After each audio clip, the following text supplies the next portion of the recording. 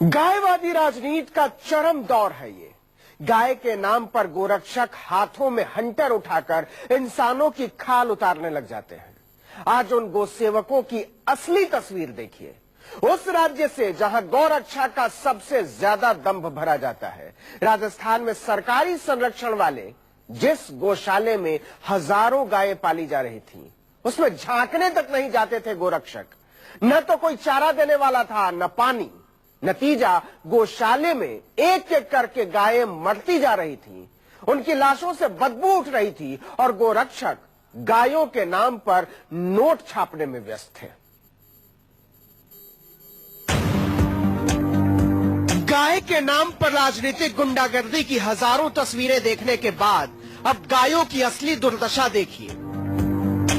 सड़कों पर गाय के नाम पर इंसानों की खाल तक उतार लेने वाले हैवान देख लें, उन हैवानों के हाकिम देख लें, उन हाकिमों के हुक्म देख लें और हुक्म की हुकूमत भी देख लें।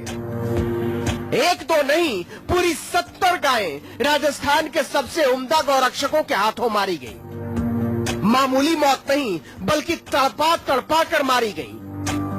उन्हें चारा नहीं दिया गया, पानी की 2 बूंद तक नहीं दी गई। सड़कों की जिन गायों को गौरक्षा के नाम पर बाड़े में बांध दिया गया था, वो गायें बिना चारे पानी के मर गई।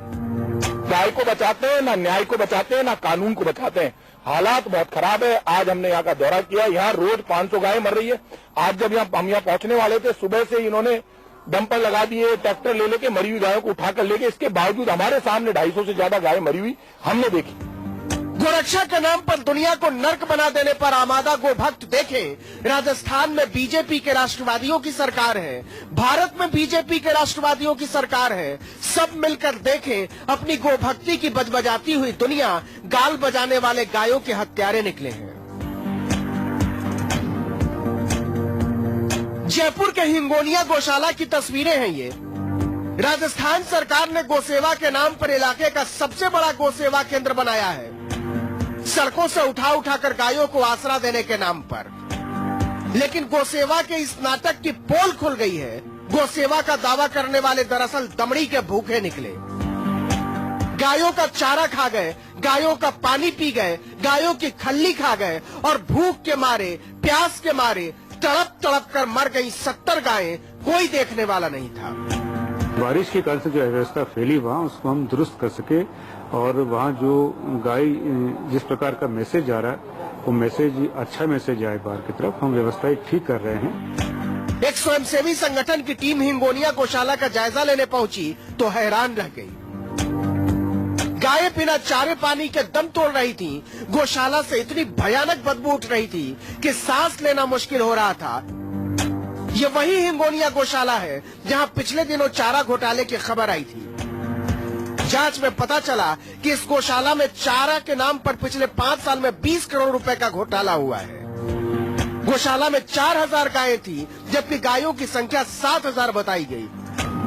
फर्जी बिलों से सारे चारे का भुगतान किया गया। गायों के चारे के नाम पर इस तरह करोड़ों रुपए हजम कर लिए गए। एसीबी की जांच में 60 ठेकेदारों के खिलाफ कार्रवाई की गई थी, लेकिन इसके बाद भी बेशर्म गोभक्तों का कलेजा नहीं पसीजा। गायों की दुर्दशा क्यों हो रही है?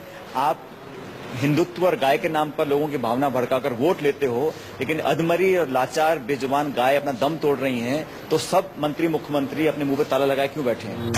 गायें प्यास से तड़पती रहीं, गोभक्त देखते रहे।